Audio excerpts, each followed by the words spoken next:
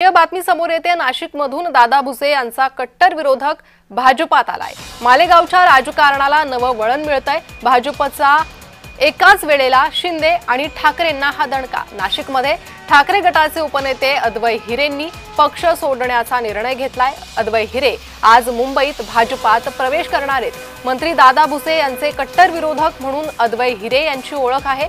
अद्वै हिरे यांच्या प्रवेशाने नाशिक जिल्हा मध्ये राजकीय समीकरण बदलण्याची शक्यता आहे।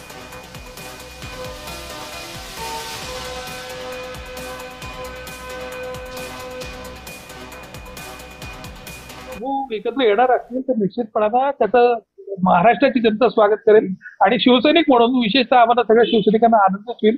मनसेने साथ घातलेली आहे। उद्धव साहेबांनी सुद्धा त्याला सकारात्मक प्रतिसाद दिलेला आहे आणि येणाऱ्या काळात हे घडलं तर महाराष्ट्रामध्ये आणखीन ताकदीनं आम्हाला महाविकास आघाडी म्हणून जाता येईल। ज्या येणाऱ्या महापालिकेच्या जिल्हा परिषदांच्या निवडणुका आहेत त्या निवडणुकांमध्ये जे मताचं विभाजन मनसेच्या माध्यमातून मनसेचं आणि शिवसेनेचं होतं ते जर टाळता आलं तर यश अधिक चांगल्या प्रमाणात मिळू शकेल। आणि आज राजकीय घडामोडींसंदर्भात अधिक माहिती घेणार आहोत। आमचे प्रतिनिधी मनोज दयाळकर सध्या माझ्यासोबत जोडले गेले आहे।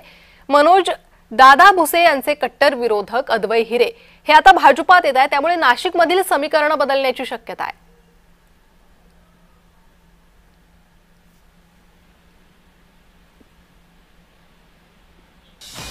मनोज, माझा आवाज आपल्यापर्यंत पोहोचतोय?